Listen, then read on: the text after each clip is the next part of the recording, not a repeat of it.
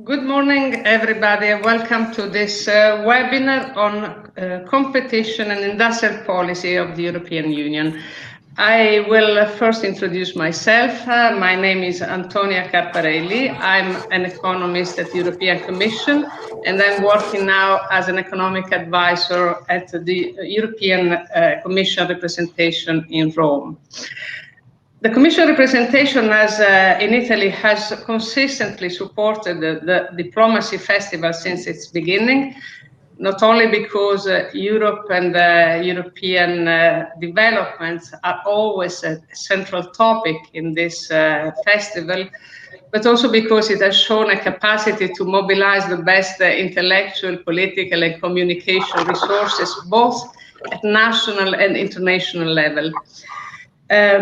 We were actually very happy to reopen our public spaces in Via 4 Novembre for this event, but unfortunately, latest developments have forced us to change programs.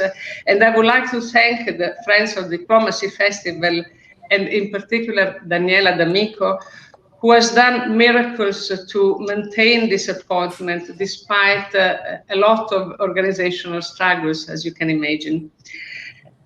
This year is the 11th edition of the Diplomacy Festival that has a very telling heading, Managing Transformations in a No-Compass World.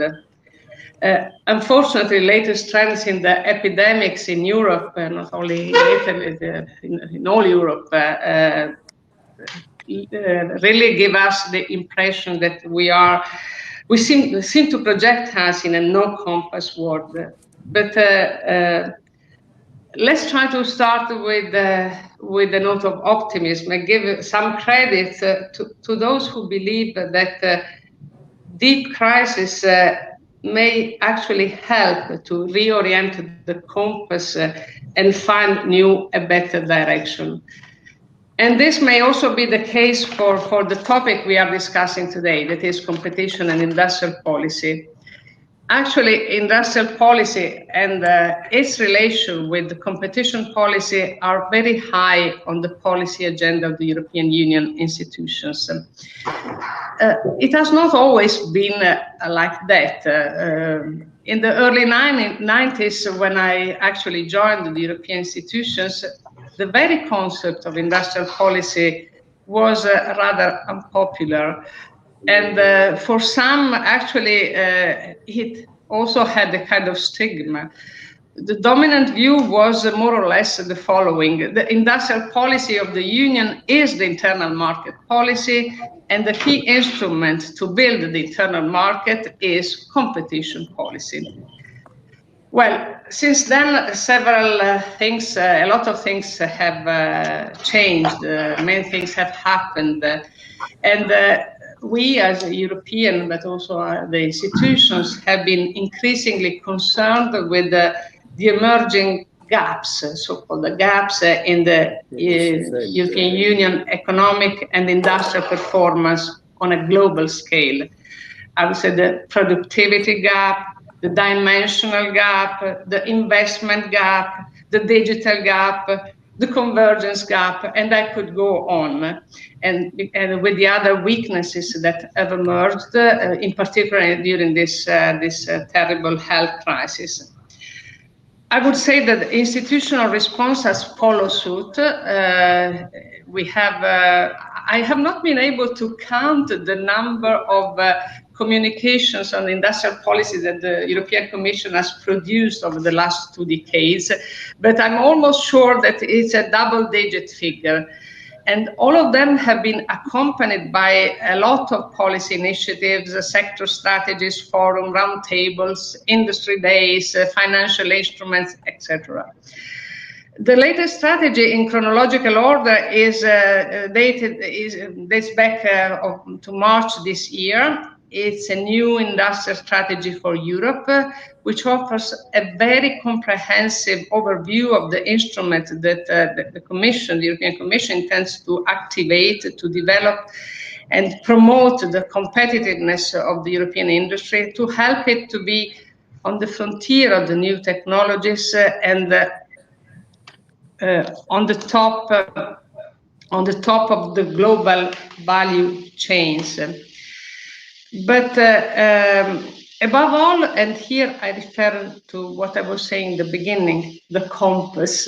The Commission communication intends to give a compass to guide investment choices and priorities, but also not only to the private sector, but also to the national government and to the European institutions. And the compass point to a clear direction, to win the double challenge of the digital transition and the green transition.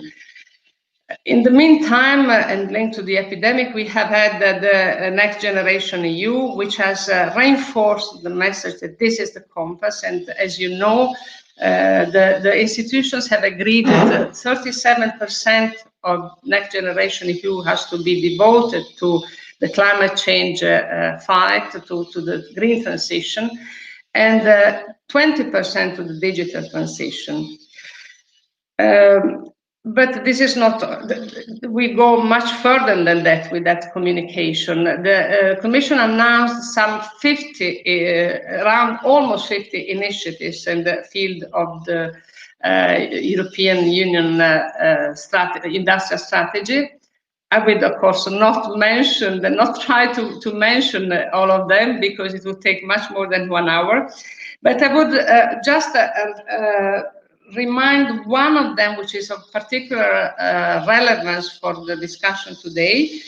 The Commission will evaluate, review, and, if necessary, adapt EU competition rules as of 2021, including the ongoing evaluation of merger control and fitness check of state aid guidelines. Well, as you know, EU competition policy has been called into question. This is in the concept note accompanying this webinar. Some, especially after the Siemens-Alstom case, some have held it responsible for hampering the development of European champions.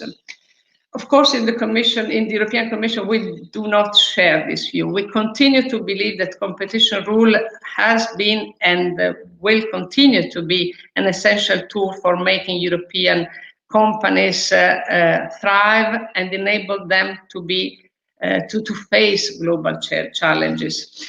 But the debate exists, and I would ask the panelists today to address 3 key questions. First, has competition policy favored or hindered the emergence of European champions? Do we really need a rethinking of EU competition rules, and in what direction? Third, what are the strategic instruments to be put in place at EU level to equip our industry for the double transition? Well, we have a very high-level panel and with people from different perspectives and venues, the European Commission, Olivier Guersent, the industrial organization, Stefan Pan, the academic research, Valentina Meliciani, and the ambassador, I could say, the diplomatic representatives of 2 countries, Italy and Germany, with a strong weight in the European industry, Vincenzo Celeste and Klemens Momkes.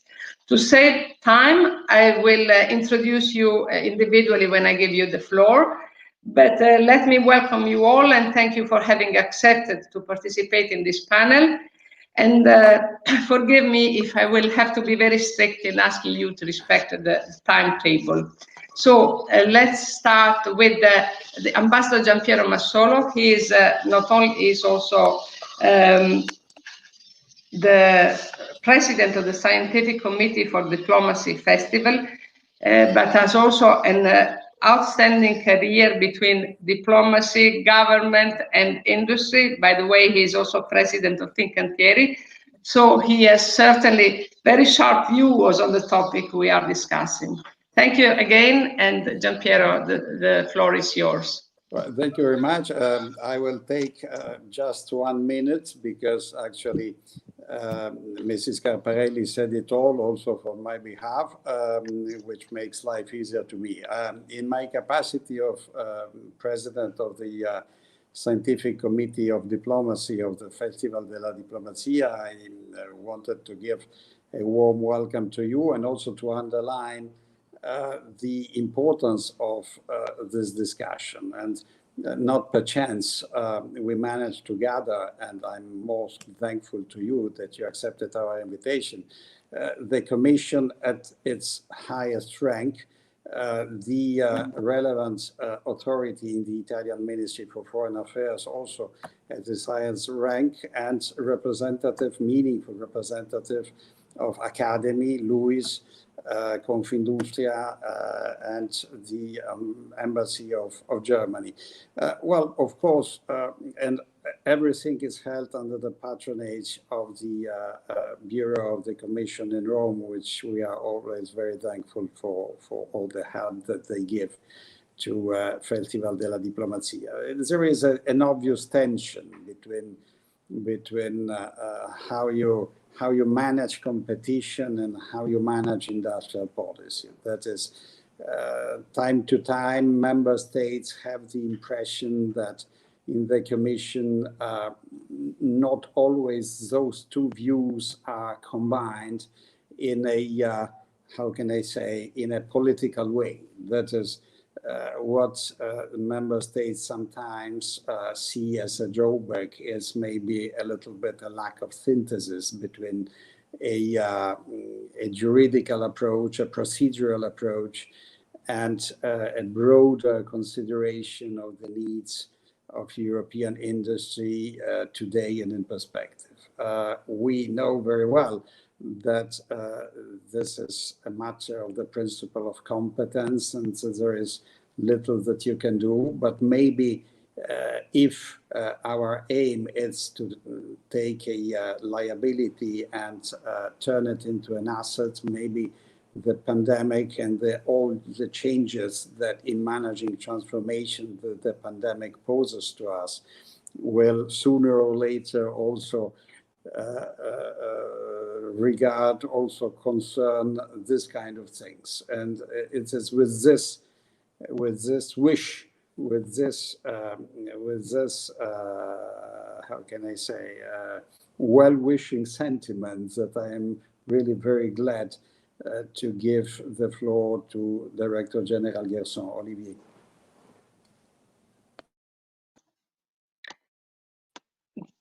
Thanks a lot, Giampiero, also for your very taking so little time. But I'm sure this will maybe give us the possibility to have a second round, because I was worried that we would not be able to have some questions. But thanks for this conciseness. So Olivier Guersent, Director General of DG Competition since January this year, but he has a long and outstanding career in the Commission. He has been working with several commissioners in competition, but also in financial services, internal market, and I would say he has a very all the elements to give us a sharp view on the topic we are addressing today. Thanks for accepting, and the floor is yours. Thank you very much, Antonia. Thank you very much, Giampiero. I mean, Antonia said it all in her introductory words. Competition policy and industrial policy are an old couple, but is it a happy marriage? Is the question I would ask as an introduction to these remarks.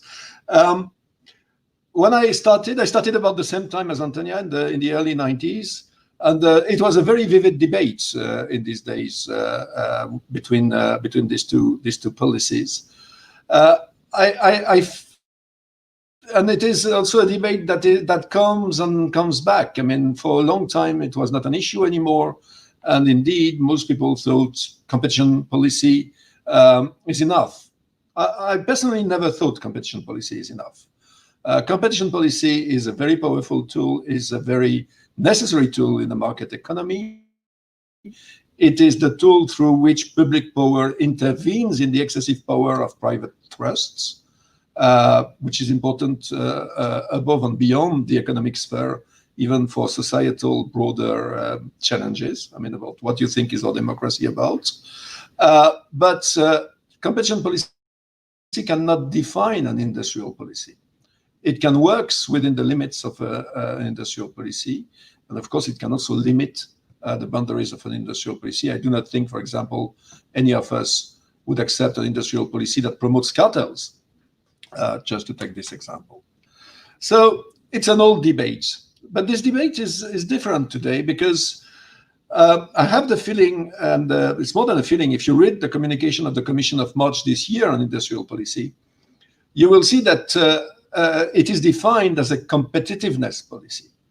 And it's difficult to see how you could have competitiveness if you were shielded from competition. So competition is, so far in the market economy, the best engine to force firms to innovate, to form first to invest, to form first to cut costs, and to force firms to give back part of this cost saving to their customers.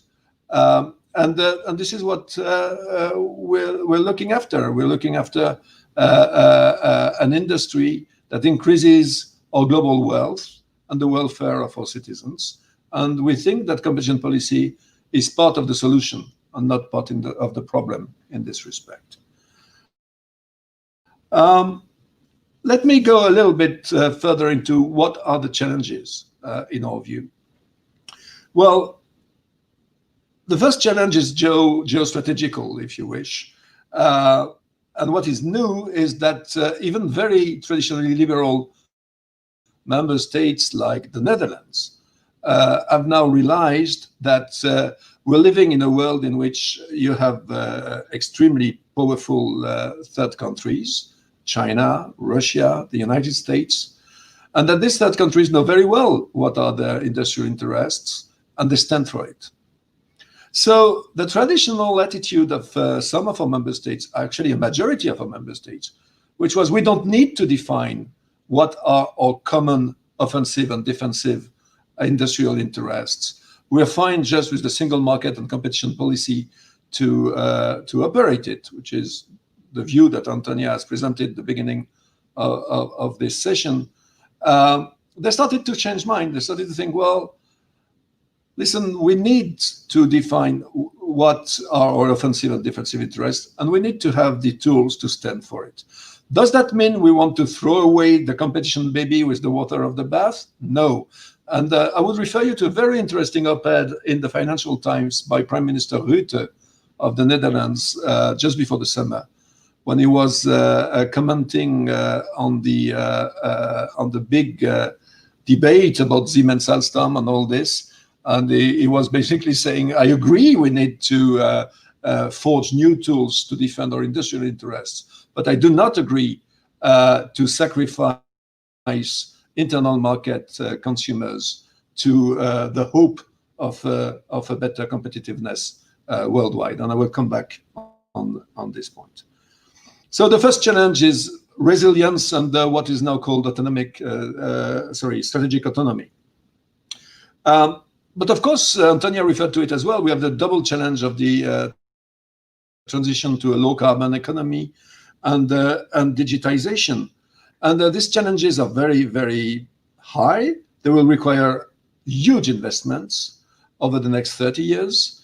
And we've been delaying for far too long. I mean, for the green transition, we know we have a problem that we need to solve for 30 years now. And we're just starting now to tackling it seriously. So the time has shrunk. And for that reason, it is highly doubtful, in my view, that the market alone will be able to bring us to a carbon neutral economy in 2050. So that's one more reason for a modern industrial policy. And again, in my view, firmly grounded on competitiveness considerations, and therefore competition policy would have a role to play in that respect. We should also be careful, because it's all good and fine to forge new tools, and we have just completed a consultation on a possible new instrument to tackle state subsidies by non-EU states, which I think is something we definitely can do.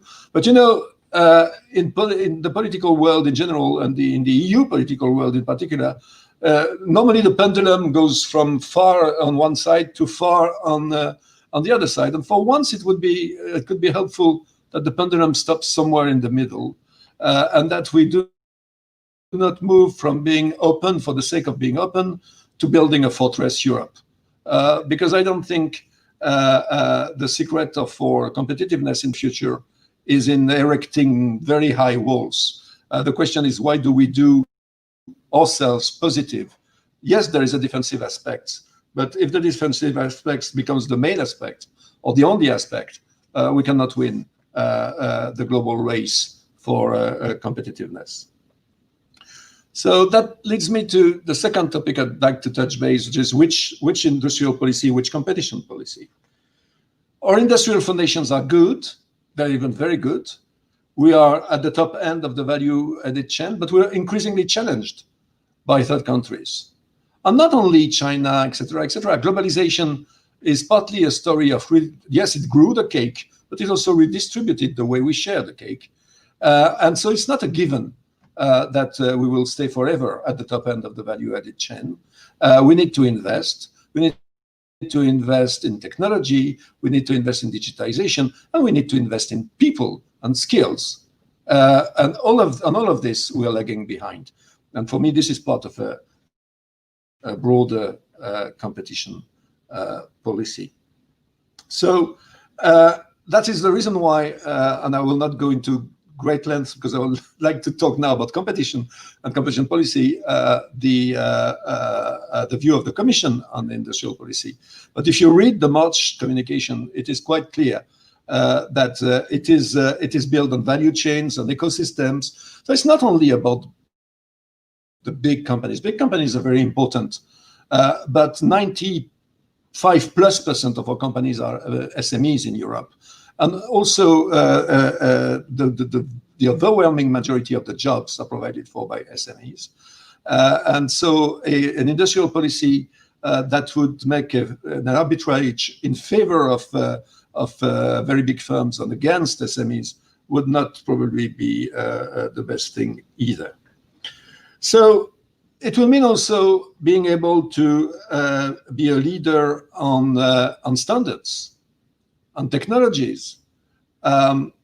We built one of the success stories of Europe is the GSM norm, and that provided for Ericsson and Nokia to be at the top for 15 years. Of course, after some time, this advantage erodes itself, but being a leader in standards technology is a clear advantage. And so the challenge for us will be to turn the challenges of the twin transition into an opportunity to be a world leader in this technology, and in particular in the green technologies. So we need to be able to define jointly our interest. And it's not obvious. What is the American industrial interest is obvious for every American, certainly every American in Washington. What is the European industrial interest needs to be built, because it's not the German interest, it's not the French interest, not the Italian interest, it's not even the sum of all this.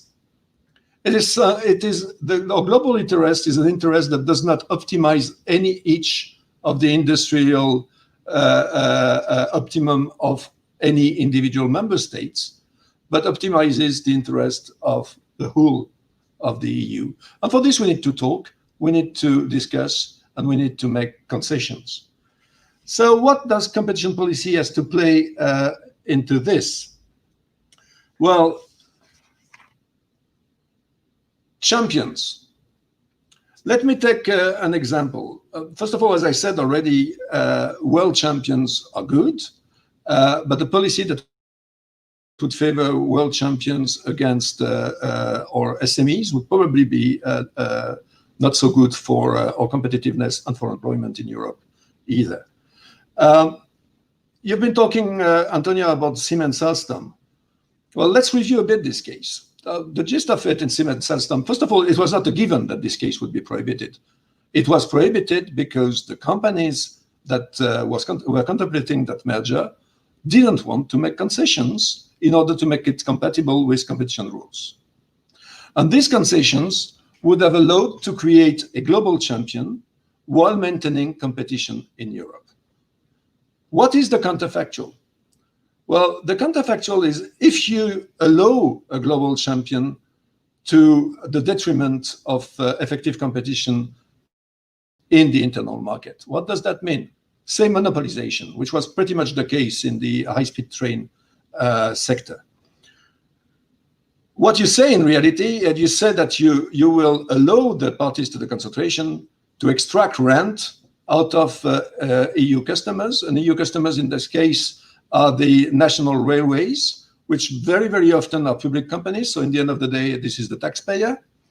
And you allow them to do this in the hope that it will finance global competitiveness. Well, the first question is, are you ready to trade the wealth of your own citizens against very good competition in Latin America? That's a question that ought to be asked. The second question is, will it really happen?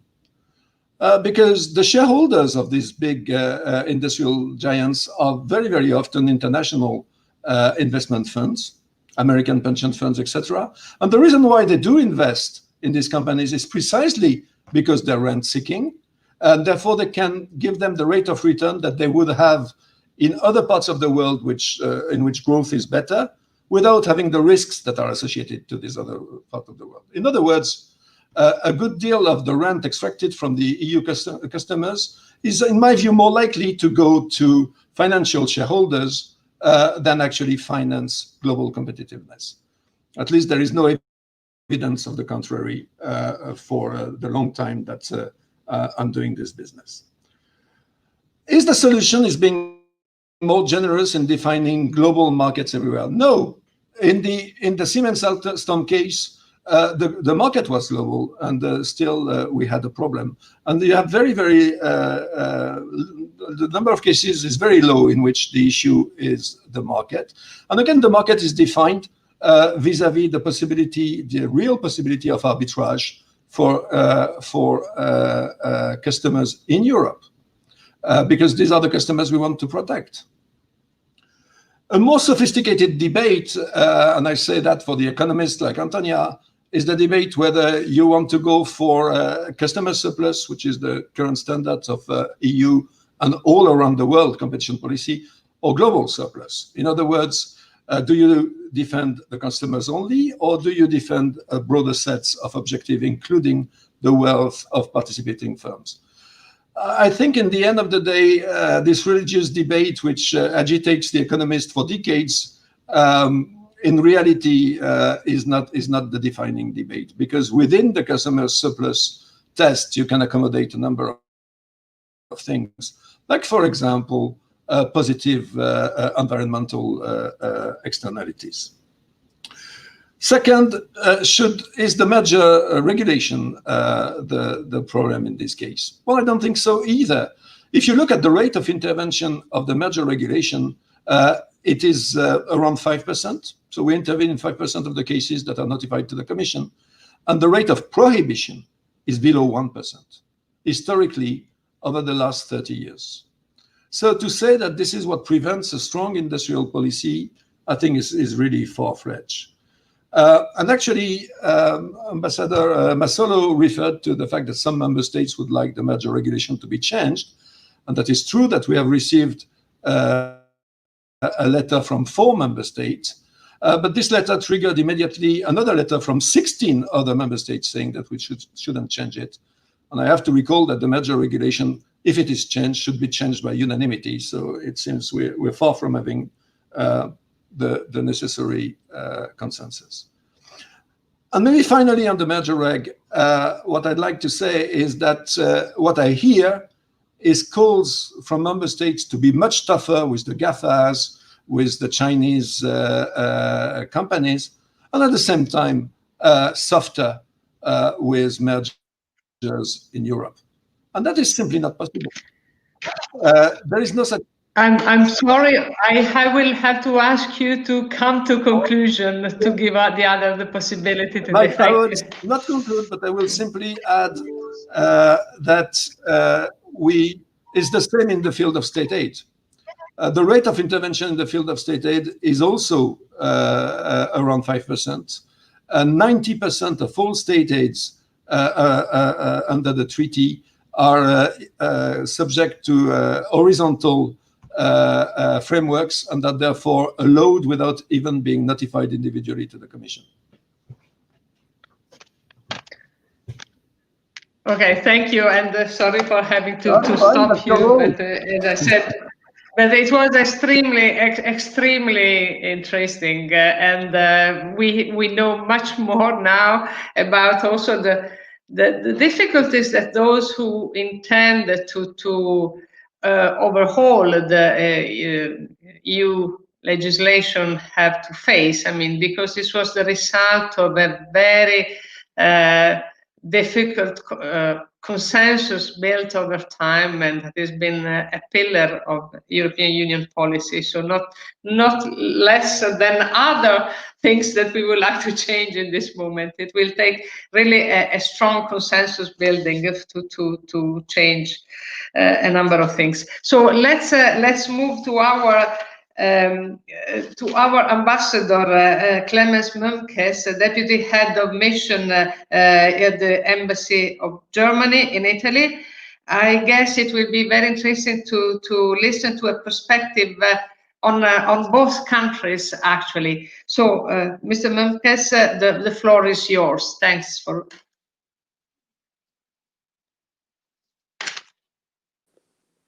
Thank you very much. Good morning. Let me first of all say a few words with regard to competition rules. The German position is that we don't want to reform completely the European competition rules. These rules have been tried and tested and have proven to be successful, but we think that the rules need to be adapted to the new conditions, new technological developments, and new situations of competition in the context of globalization. And therefore the new initiatives of the European Commission provide a very good basis for further deliberations. In the context and the framework of our presidency of the Council of the European Union, we aim at a broad consensus and sustainable solutions. Particularly on the issue of merger control, we aim at not at weakening, but just the contrary, strengthening the merger control to make it more effective and to respond to the challenges of global competition. In the end, it's about safeguarding of fair competition conditions for our enterprises, and not about artificially creating European champions. Let me then turn to the point of industrial policy. Germany has one of the strongest economies in the world, which contributes considerably to creating growth, jobs, and hence prosperity in Europe. The strength of our economy is based on a sound cooperation between small and medium-sized and big manufacturing enterprises as well as efficient service providers. Nevertheless, we face big technological and political challenges, such as digitalization, platform economy, globalization, climate protection, and also strategic industrial policies by foreign governments. But these challenges can also be used as an opportunity for our economy. Government and business share a common responsibility. Therefore, our Minister for Economic Affairs and Energy launched a far-reaching industrial strategy, which will be further discussed still within our government in the months to come. The topics of the industrial strategy 2030 will also play a major role in further deliberations on the relaunch process after the COVID-19 pandemic. When it comes to European industrial policy, manufacturing is also a key factor for the recovery of the European economy. It is important that the initiatives stemming from the European industrial strategy go hand in hand with measures for economic and social recovery. The objective is a competitive, sustainable, digital, and resilient economy. We must further future-oriented technologies in order to implement digitalization in a sovereign way and propel green transition. In the long run, this will strengthen our competitivity and ensure growth, employment, and prosperity. Politics must provide the framework conditions to make sure that our industries can compete on a level playing field with others and prevail by offering innovative solutions. Moreover, we still need more European cooperation for investments in innovative technologies. We have a very useful tool of IPCEIs, the important projects of common European interest, and Germany welcomes the announcement by Commission President Ursula von der Leyen to review the European industrial strategy. The renewed version should not fall back behind the initiatives tabled already in March. Instead, it should define specific targets and benchmarks, as well as steps for the implementation of these initiatives. The trilateral cooperation between Germany, Italy, and France on Industry 4.0 is a good example for successfully working together on important issues for our future. It creates a well-received input on the European level. The European Battery Initiative put forward by our Minister of Economic Affairs, Peter Altmaier, already yields results. The first IPCEI has been approved and is being implemented. The second one will be notified soon. Italy participates in both IPCEIs and has a pivotal role in the second one. Let me express also my warmest thanks for the constructive cooperation. At the end of November, the German EU presidency will hold a virtual battery conference where a visible role played by Italy would be most welcome. Together with our other partners from industry, science, and politics, our Ministry of Economic Affairs has begun to establish a sovereign and safe European data infrastructure called Gaia-X. It shall serve as a platform which allows enterprises safe and reliable storage, exchange, and joint use of data in order to safeguard the competitivity of our industry, particularly small and medium-sized enterprises. Numerous European enterprises are already involved in this work in progress. In order to provide a solid structure for Gaia X, the 22 founding members from Germany and France in September signed the basic document for the Foundation Gaia X, a non-profit organization under Belgian law. Others, also from Italy, are invited to join as day one members. Last example for a successful European industrial policy is hydrogen. Germany has offered to coordinate an IPCEI on hydrogen and established a close exchange on this with member states. We are happily cooperating on this with Italy and others. It is important to make our industries fit for the future and to strive for the European added value when it comes to innovative key technologies. With respect to hydrogen, we want to develop the potential as a key technology, particularly for manufacturing and industries where decarbonization is difficult, like steel and other industries where a lot of energy is used. These are some examples of European cooperation, common development of technologies and industry, cloud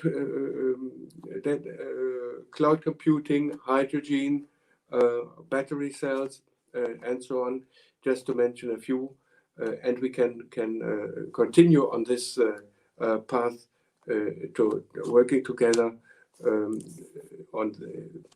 through our business, our politics, and all together on the European level. And therefore, we are very happy that also the Commission is involved and makes its proposals for a new European industrial policy. Thank you very much. Thank you very much, Mr. Momkes. You rightly underlined the importance and complementarity at European level of cooperation and competitiveness, which is a very important angle, not only for the bilateral cooperation between Italy and Germany, but the overall cooperation between member states. And talking about cooperation, we have the right person who is going to intervene now, who is Mr. Stefan Pan, who has an important career in the Italian organization or industrial organization, Confindustria, and has been newly appointed responsible for the coordination and the relationship with other EU industrial organization. So, Mr. Pan, the floor is yours. Thank you very much, and good morning. It's a pleasure to participate to this event today to discuss about industrial and competition policies. These topics are of crucial relevance. We have heard what the speakers said before me. For having a better view on the context of those topics, of those questions, let's take a picture on the status of the Italian economy. The pandemic impact on this has been devastating, and this is an implication on competition and the policies we're talking about in a very strong way. According to the economic forecast presented by our Centro Studi, our study center on October the 10th, the perfect storm caused by the double shock in both demand and supply has created shattering effects. Just some few data. Our Italian GDP is estimated to decrease by 10% this year. On the employment side, we think that we are going to lose 500,000 jobs. Italian exports will suffer a decrease of 14.3%. Italian households' demand is plunging, savings are going up to 18%, and consumption is going to be reduced by 11%. Investments of companies are estimated to decrease by 15%, nearly 16%. The pandemic increase is creating further uncertainties. It's a really dramatic moment for our country, and we must work all together to overcome this. In this context, Europe plays a central role. The recovery plan and the two components, the Next Generation EU and the multi-annual financial framework, play a very central role. The plan is to aim a stronger Europe, and here we come into the real life of competitiveness and industrial policy, more resilient to future shocks, strengthening its strategic autonomy and improving the security of our supplies.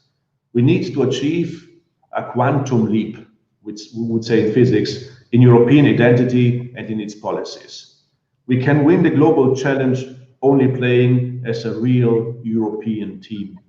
The plan must be a European plan and not just the sum of 27 national constructs. It is a unique occasion for social and economic relaunch of our country, where we have to work both on reforms and on investments. And in this logic, we believe that it is necessary to connect national interventions to the initiatives currently discussed at European level, starting by the new European industrial strategy, as some speakers have said already before me, presented in last March the 10th, and its derivations. The empowerment of the European industrial and technological capacity represents a priority to the Commission and is a condition for us sine qua non to support the green and the digital transition, promoting the technological independence of the EU in strategic sectors and ensuring the whole competitiveness of our continent. The choice made by the Commission to strengthen European industrial value chains, recognizing the independence of the EU in strategic sectors, is crucial. We can only sustain it. We cannot but share this approach now more than ever, and we really have to create more robust and resilient supply chains. In this direction, the EU industrial strategy is pushing on the launch, and Ambassador Momkes said it before, and we fully agree on this, on the launch on the important projects on common European interest. For Italy, it is crucial to join such projects, supporting the participation of Italian enterprises. In the same spirit, public and private partnerships should be defined and enhanced, strengthening the collaboration among companies of different size and the public research system, and identifying significant industrial innovation projects. Italy has joined the EPCI in the microelectronics and in the battery fields. Now it should take a central role in the other projects, such that one on the Hydrogen Alliance and on the Digital Alliance, on Gaia-X, together with other actors like Germany and France. And herein we have a strong cooperation with our sister organization, with the MEDEF in France and the BDI in Germany. Another work in progress in the EU is the definition of the new relation between industrial policy and competition rules. The question is very complex. Speakers have already pointed out very clearly. We look at these topics with great interest, since for us it is necessary to create this new European champions able to compete with the greatest American and Asian operators. Confindustria has already underlined the need to start a reflection on European antitrust rules efficacy, and to orient national and supranational economic policies towards the enhancement of the competitiveness of the European industrial system as a whole. As far as mergers are concerned, we have proposed a dynamic and evolutive interpretation of the existing rules through soft law interventions, with the idea of better considering the global dimension of the markets and the long period perspective. More precisely, we believe that it is necessary to redefine the context where merger operations are assessed, taking into account at one side the size of the relevant market, especially under a geopolitical perspective that is more and more assuming a global dimension rather than just a European one. And secondly, the weight that specific extra EU competitors will cover at global level, which should lead to broaden the temporal horizon of the assessments that the Commission makes in terms of a potential competition. And on the digital side, may I ask you to sum up, because we are running short of time. Thank you. Yeah, we are already. We think that we need a new tool to understand this better. The question is something Confindustria speaks with the city organizations in whole Europe, because it's a European challenge. And you, in the introduction, you spoke about the compass. We have a compass, and our compass is Europe. Thank you very much. Thank you very much. And now we have actually the academic view. So Professor Valentina Meliciani, who is Professor of Applied Economics at the Luis University Guido Carli in Rome. Thank you for accepting to participate in this panel, even with a short notice. So the floor is yours. Thank you. Good morning to everybody. I'm really happy to be here and to give a little bit of a perspective from the academic community, and in particular, I will focus more on industrial policy. I would like to say first a few words on what do we mean by European champions and what are the criteria that should be used to identify them. And I will argue that size is probably not the only one and not the main one. And secondly, I will try to ask the question of why we do not have enough European champions with respect to our competitors in some industries in particular, and in particular in R&D intensive and technologically advanced industries such as ICT, and what industrial policy can do to foster the creation of these champions. And then I will conclude that, at least in my view, there is not really a strong tension between industrial policy on the one hand and competition policy on the other, but rather I see them more as a complementary policies in the field of European championship. So first, what do we mean by champions? And there are some recent studies that have shown that different criteria that can be used to measure top European companies. And this criteria can be linked to employees, the number of employees, the number of fixed assets, sales, or R&D spending. And if you use different criteria, you are going to identify a different ranking of the companies.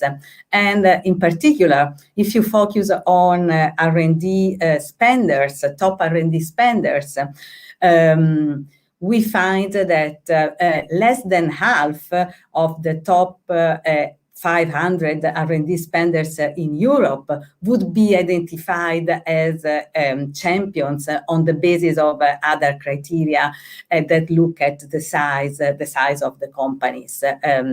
Bosch is an example in this sense, in this respect.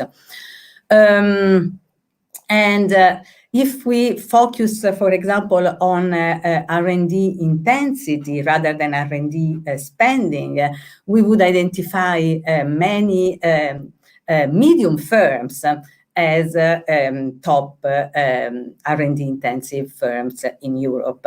So probably the concern on size that is somehow linked to competition policy is not the main issue. Secondly, why we do not have enough European champions in R&D intensive sectors, and what can industrial policy do in this respect? I would like to focus on one dimension that is overall, let's say, investment in intangible assets. So if we look at investment in intangible assets, we can see that this is a very important let's say, tool for participating in global value chains, and not only participating, also, let's say, appropriating a large share of value in global value chains. And if we look at trends for expenditure in intangible assets between Europe and our main competitors, in particular United States, we can observe that in US, the investment in tangible assets is larger than investment in intangible assets, while in Europe it is the opposite. And also, when we look at trends, we are going to observe that United States are growing much faster than Europe in this type of investment. By investment in tangible assets, I mean not only R&D expenditure, but also design, training, organizational capital, branding, all these assets that appear to be, let's say, strategic for competitiveness. So this is a first issue. Second issue that has been also tackled by other speeches before mine has to do with let's say, strategic sectors. And we have discussed about digitalization on the one hand, green economy on the other. And I think that Europe could do more and is starting to do something, but can continue in this direction to try to identify not really only and not particularly sectors, but rather technologies that have the potential to create important spillovers. And the Commission has done some attempts in this direction by defining the so-called key enabling technologies on the basis of their capability to affect many different industries and to advance knowledge overall in Europe. And so I think this is a very promising avenue. Finally, another I think important issue for industrial policy in Europe has to do with the favoring the birth, but not just the birth, but especially the growing up of innovative startups.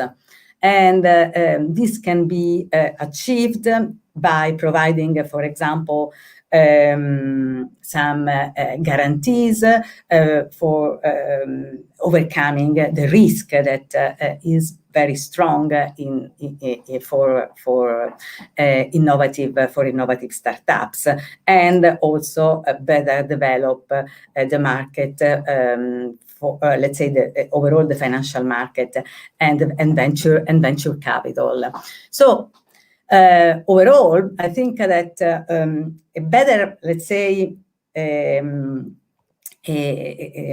some efforts to reconcile, to interpret competition policy in the view of, let's say, efficiency, but this is already there in the rules of competition policy, is probably important, but is not, let's say, the main tool for addressing the problem of European champions in high-tech sectors.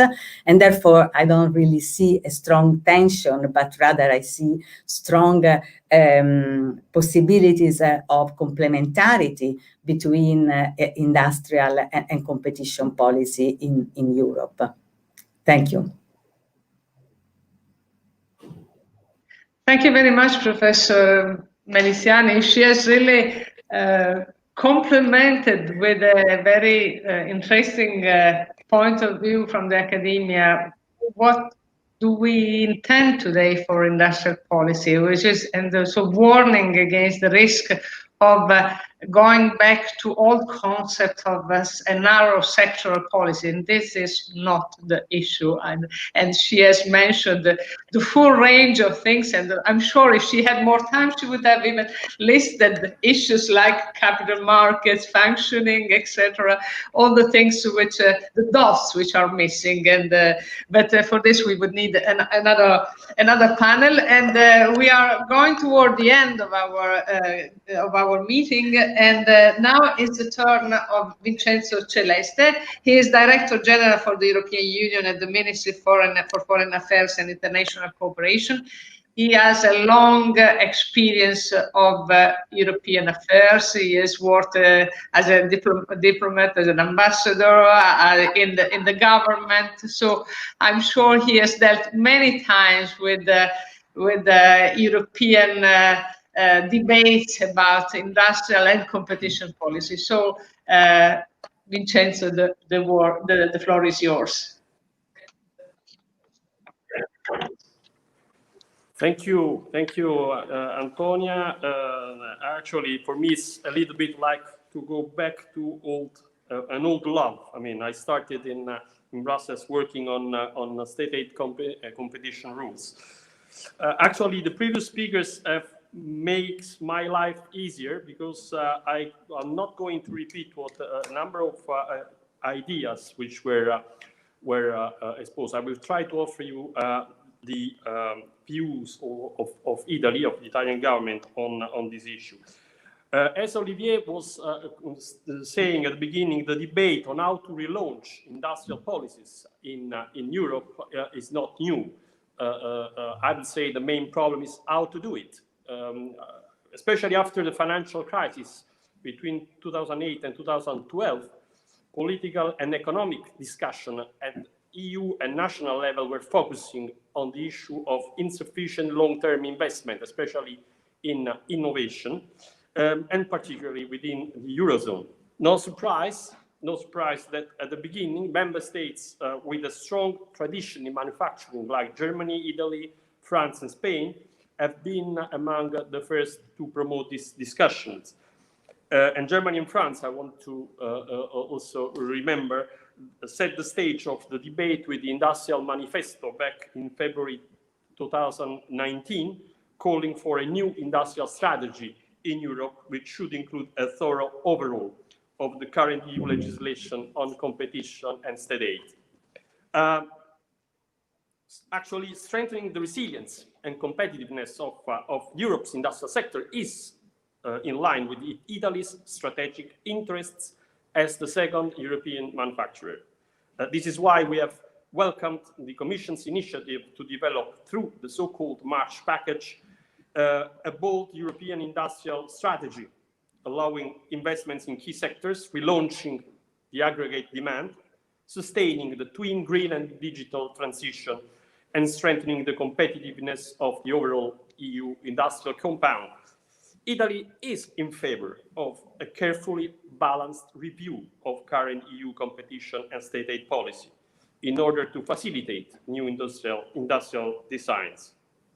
However, we are convinced that the launch of industrial strategies in Europe should go hand in hand with a fair reform of EU fiscal rules.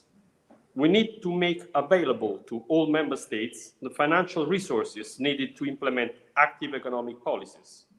In other words, the key point here is that we need to preserve the level playing field in Europe. This is actually, after all, what competition rules are for.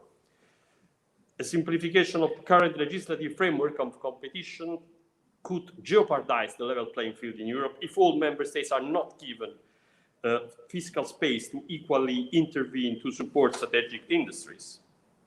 And the pandemic outbreak has made the need for fiscal stimulus even more pressing, because the member states confronted with the worst economic crisis in their recent history it became evident to everyone that we could not longer allow, at least in the current circumstances, budgetary constraints to prevent some member states from fully deploying their fiscal weaponry needed to restore economic growth. Nonetheless, the problem of an uneven access to possibilities offered by the temporary framework on state aid remains a cause of concerns in Italy, considering the different fiscal capability of member states. When I say in Italy, I also refer to Italian companies, of course. And I come to the concept of European champions, because the concept of European champions is, of course, one very worth reconsidering. Again, we think this concept should be assessed against the need to preserve, again, the level playing field. In Italy, we are more inclined to focus on the idea of strategic value chains. I refer to primary and support activities which add value to the products or services offered by a business.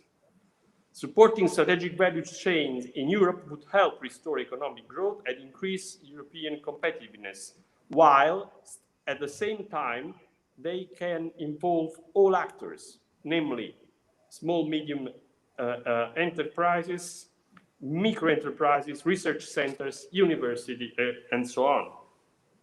In this context, important projects of common European interest, I mean, IPCI, can be the correct answer. These projects tend to address important market or systemic failures and societal challenges that would not be otherwise addressed. They allow investments that cannot be financed by companies alone and can be implemented jointly by several states on one side and by the private sector on the other, thanks to special state aid rules. And I want to recall that last 2 October, the European Council invited us to concentrate not only on existing important projects of common European interest, but to develop also new ones in strategic industrial sectors for the EU economy. I mean, my colleague Klemens Momkes was referring to a number of them. But I want also to, talking of value chains, strategic value chains, I want also to refer to the fact that COVID-19, the pandemic, revealed the weakness of our strategic value chains and the need to think in terms of strategic autonomy. I mean, because the crisis provided us with a new perspective on production sectors that we had somehow neglected over the past. We discovered our entire strategic value chains had been completely relocated outside the European Union, depriving our economic system of relevant production capacities, competencies, and skills that could have otherwise helped us to face the consequences of the crisis. I'm not referring only to medicines or personal protective equipment. I'm referring also to entire productive sectors in which the EU is nowadays completely dependent on external suppliers.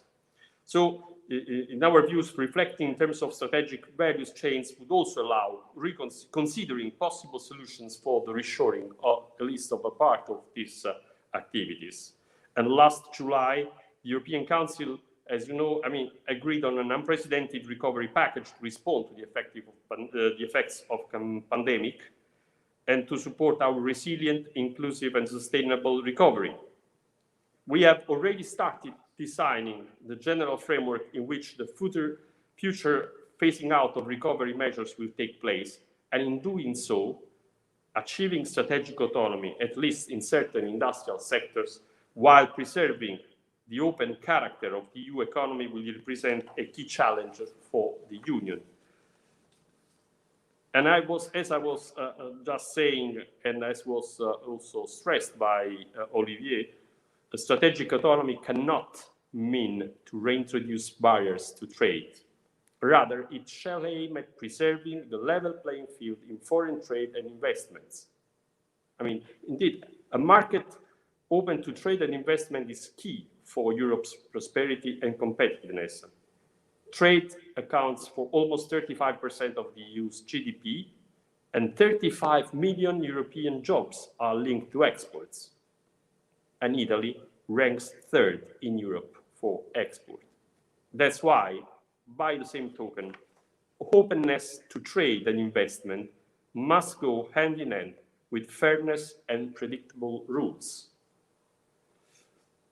On the contrary, today, trade openness based on a level playing field is increasingly challenged, including through state-sponsored unfair trading practices. The granting of subsidies is one example of these practices that can lead to unfair competition and which can undermine the level playing field. In today's entangled global economy, foreign subsidies can distort the EU internal market, both in state aid and mergers. The EU has already adopted the foreign investment screening regulations, as you know, which is mainly based on security concerns. We think that the EU should also consider a new legislative tool for the internal market. I refer to an instrument that should be able to scrutinize subsidies received by foreign investors.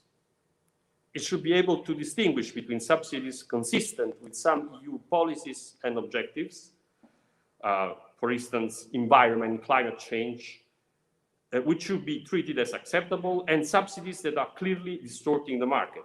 And we need also a sort of ex-ante alert mechanism. I understand it's not easy, but identifying a subsidized acquisition is essential.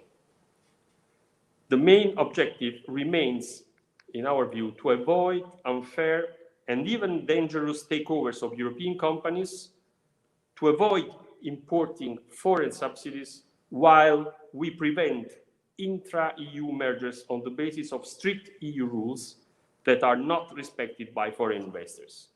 And I will stop here and ready to answer to some questions. Thank you. Thank you very much, Vincenzo Celeste, for this clear illustration of the concerns that are widespread in not only in Italy, but in several countries. Of course, one of the condition, the precondition to allow competition, to help competitiveness, to help the building up of the internal market is fairness. If countries perceive that they are left alone in addressing the consequences, sometimes disruptive consequences of competition, they will oppose competition, and this is an old story. I think we have really ended our time. We have just 1 minute to conclude, and it's impossible to to conclude in a fair manner, to do justice of all the input and the valuable perspective that I have heard during the panel. I would say maybe just in 1 minute that we are left, a short message on the very special historical moment we are now in which we have basically three unprecedented conditions. One is the crisis which is pushing us in a process of creative destruction, to use the words of Schumpeter, which is maybe painful, but it is a reality. The second is that we have an unprecedented effort, an unprecedented constellation at European level, with a huge amount of resources which have been and are being allocated for restructuring, rethinking, and sustaining our economies. And the third is that we have a compass. Everybody has recognized that Europe and the European perspective with the double revolution, as von der Leyen likes to say, is our compass at this moment. And with her words, I will conclude, we should harness this transformative power of the twin digital and climate transition to strengthen our industrial base and innovation potential. And I hope that on this conclusive remarks, everybody can agree. And would like to thank you all for your very valuable contributions. Thank you. Thank you very much. Thank you. Thank you. Thank you very much. Ciao, Antonia. Buona giornata, arrivederci.